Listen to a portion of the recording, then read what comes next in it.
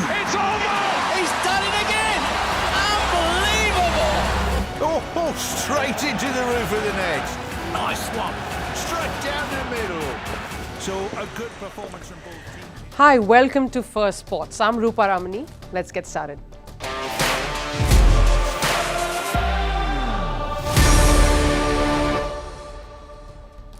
The sport is all about the many classical battles that the world waits for, like India versus Pakistan when it comes to a cricket match.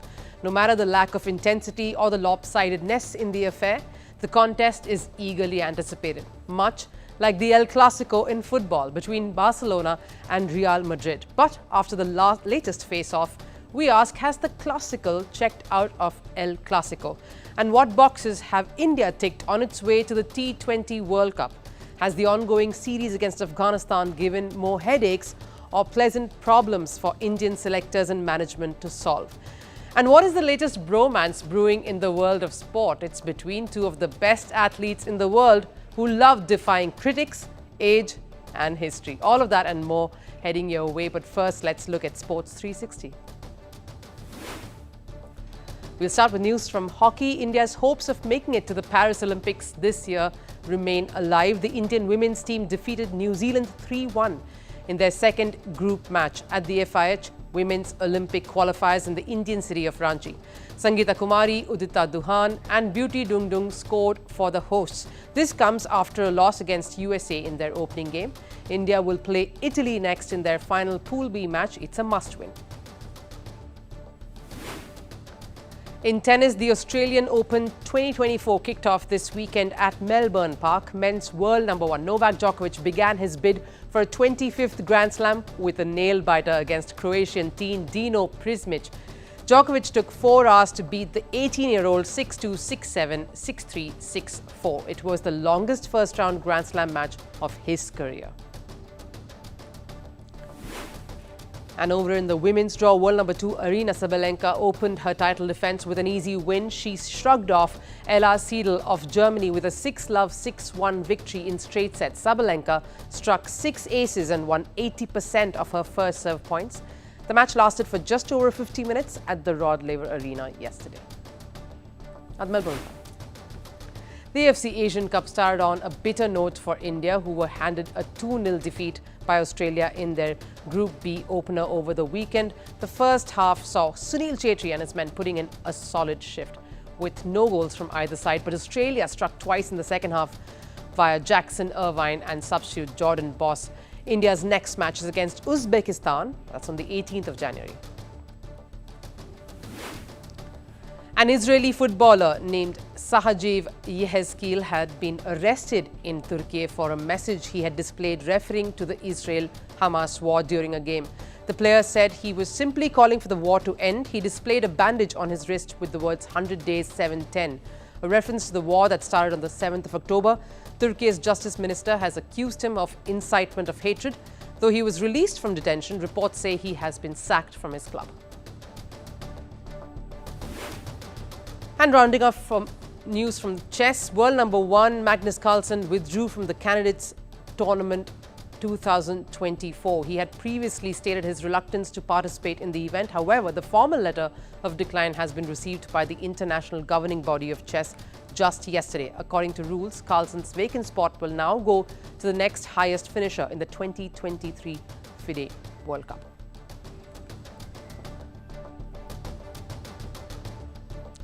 The Indian cricket team seems to be getting some of the things right as they work towards the T20 World Cup. The series against Afghanistan was the litmus test to figuring out what gaps needed filling.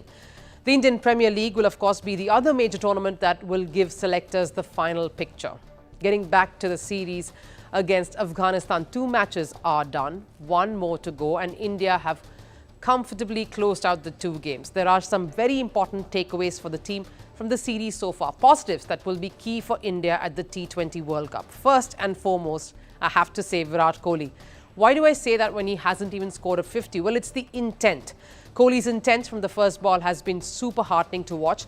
Coming back after last playing a T20 international way back in 2022, there is a clear switch in his mindset. If it was about grafting and staying for the long haul in the ODI stint at the World Cup, the intent he has shown in this series has been of being aggressive. Exactly what we spoke about some weeks ago, that India as a T20 outfit needs to remold the way they bat. Batting is different in T20, target setting is different in this format. And that was seen with the way he approached his stay out in the middle.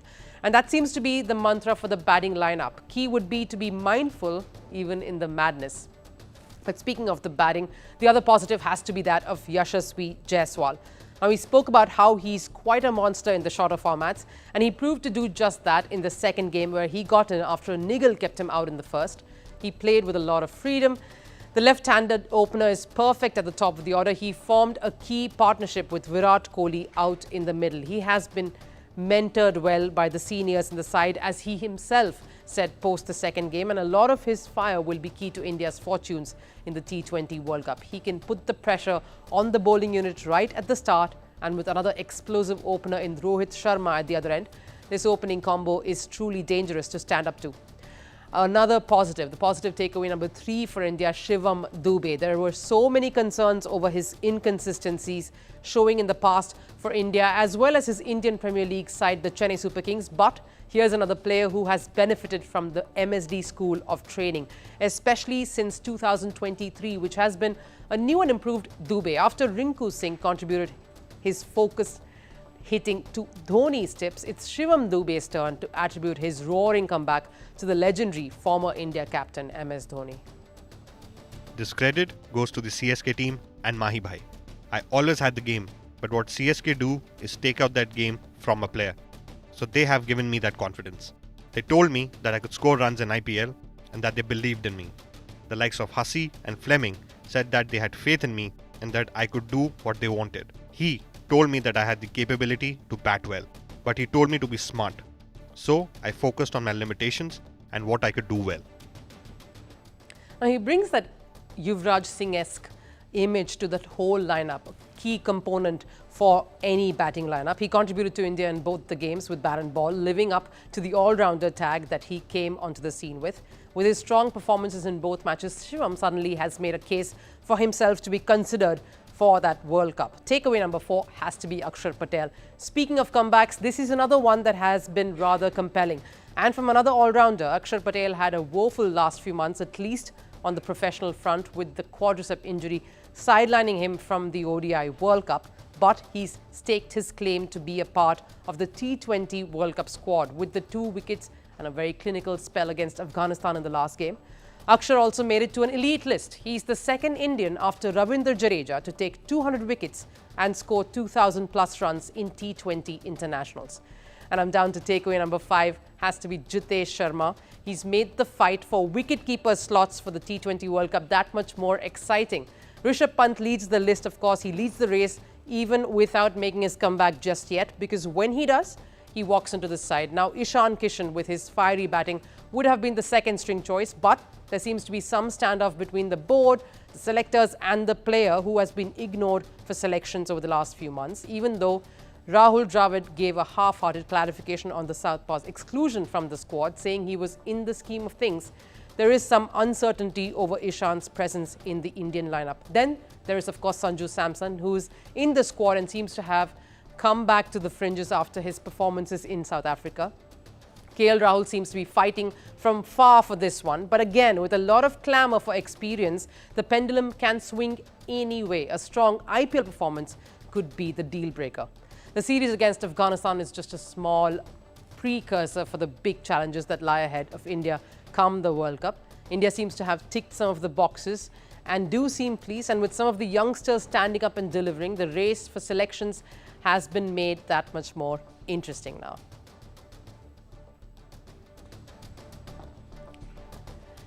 The lead-up to the first El Clasico of 2024 had promised a blockbuster showdown. Real Madrid taking on Barcelona in the Spanish Super Cup final.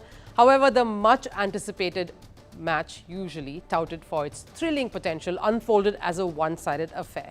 Before getting into the details, a bit about El Clasico itself. It refers to the football rivalry between two of Spain's most successful clubs, Real Madrid and FC Barcelona. The term El Clasico, of course, is used to describe the encounter between these two super clubs. It's a showdown which fans categorically mark in their calendars. The Spanish term, of course, translates to classic in English, and when Madrid and Barca take on each other, it's considered to be the pinnacle of good old Spanish football. Therefore, the idea, a classic encounter. It wasn't too long ago that this term entered mainstream Spanish football. Of course, traversed to other disciplines as well, owing to the intensity of the battle at hand, but roughly in the mid-2000s is when it became really popular. Prior to that, the game between Barca and Real Madrid was termed as El Derby, and the rivalry has historic roots that can be traced back to a time as early as the Spanish Civil War. But coming back to what happened in the Super Cup final, now it was the first El Clasico of the year, as we've said, and during the face-off in Saudi Arabia, Real Madrid demolished Barcelona 4-1. Winger Vinicius Jr. found the back of the net for Real Madrid thrice, all 3 goals coming in within 39 minutes of the game. And Barca's only goal came from, yes, the much criticized, yes, seemingly lone warrior, Robert Lewandowski. Their misery worsened after defender Ronaldo was sent off. Rodrigo sealed the match for Real in the 64th minute with the 4th goal for Madrid to win the Spanish Super Cup. Barca looked like it just wanted to get out of there and go home. It was a tough pill to swallow, especially for Xavi Hernandez. This is the time to apologize to the fans. I said before, our performance today wasn't up to the standards of a final, and even more so one against Madrid. And I'm the one who's primarily responsible for that. So now we have to take the criticism on the chin and keep on working. There is nothing else for it. It's a tough defeat, but we've responded well from tough defeats before. And certainly, I'm convinced that we will be back competing in the best way possible. Now, this was a rematch of last year's Supercopa final when a one-sided Clasico ended with Barcelona winning it 3-1.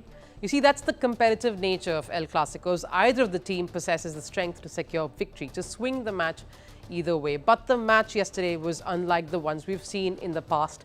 Madrid's superiority on the field from the start made the outcome clear even before halfway into the game. The match earlier today was the 226th time, 256 in fact, that the two teams met, and the numbers say why this is a closely followed encounter. When it comes to competitive tournaments, Real Madrid hold the edge, but ever so slightly. This Spain Super Cup final was in fact their 104th win over Barcelona, even as Barcelona has 100 wins over Real.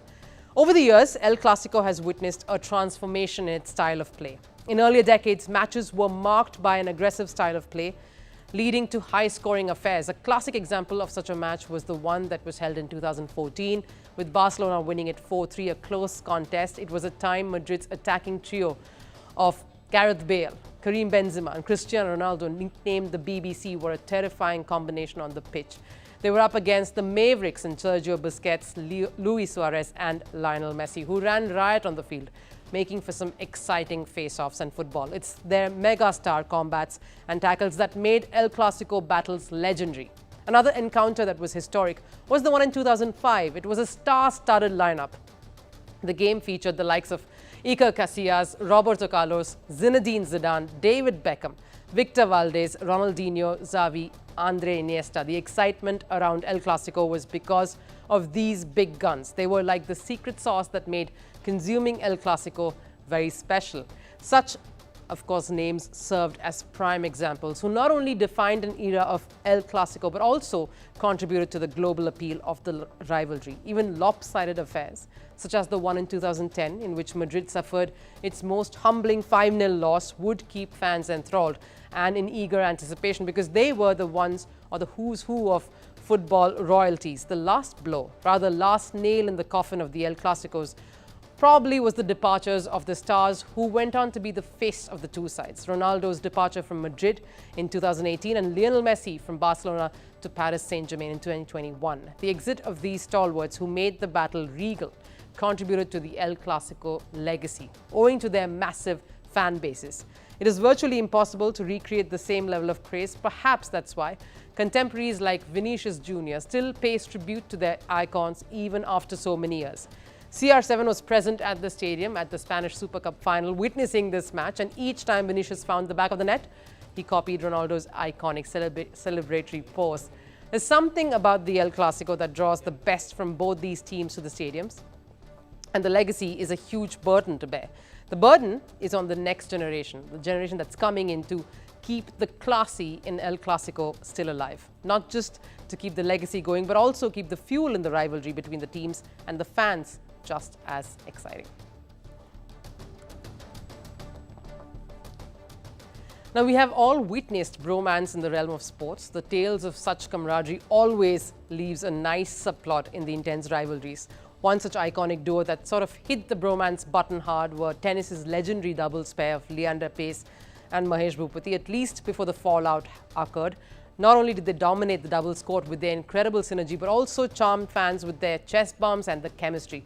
Such a bond has also been shared by fierce competitors in the same discipline, like Rafael Nadal and Roger Federer. They've shown that sportsmanship and friendship can coexist. But a new one-of-a-kind love story has been brewing. Word on the street is that Virat Kohli and Novak Djokovic have fallen prey to Cupid's arrow. In the thrilling world of sports where competition fuels the fire, bromance and brotherly love adds a heartwarming touch.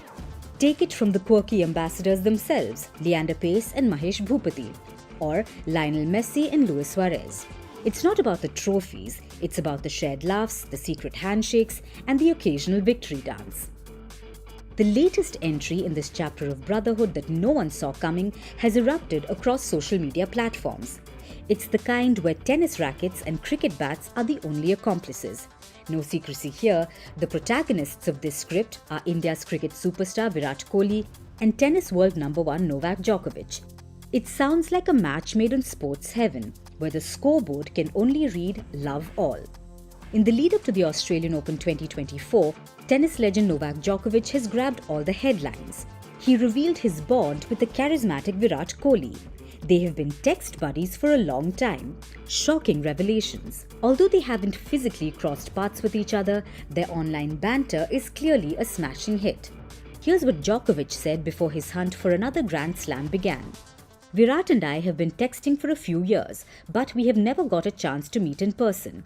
It was a privilege and honor to listen to him speak nicely about me. I admire his career and achievements. Looks like someone brought a lucky charm to the court, and Virat's vibes worked like magic, with Djokovic clinching victory after a spirited fight in the first round. You must be thinking it's unrequited love by now, but hold on, because this bromance isn't playing solo. Kohli too has spilled some beans. I got in touch with Novak very organically. When I saw his profile on Instagram, I pressed the message button. I thought I would just message him. Then I saw his message already on my DM. Hopefully, if he comes to India soon or I happen to be in a country where he's playing, we'll definitely catch up and have a cup of coffee. Did Virat just spice it up a notch higher? Forget about match points. It's all about coffee grounds and a possible date now.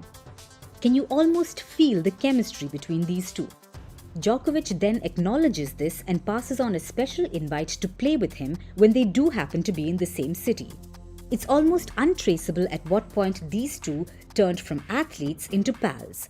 The exact timeline might be hazy, but one thing's for sure. They are the real MVPs who've aced both the game as well as the art of bromance. Right, we're nearing the end of the show. Time for last serve, and it's a record breaker that we are ending the show with. Agnes Etich, who is a sensational long-distance runner, created a stunning 10-kilometer world record, becoming the first woman to do so. Simply unbelievable.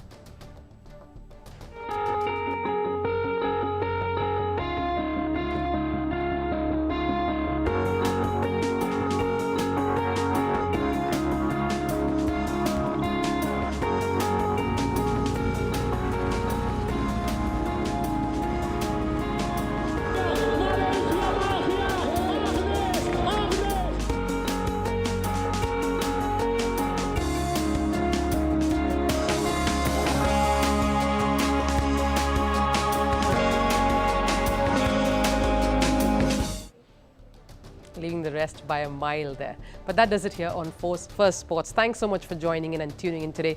I'll see you again tomorrow. Till then, of course, take care. Bye-bye.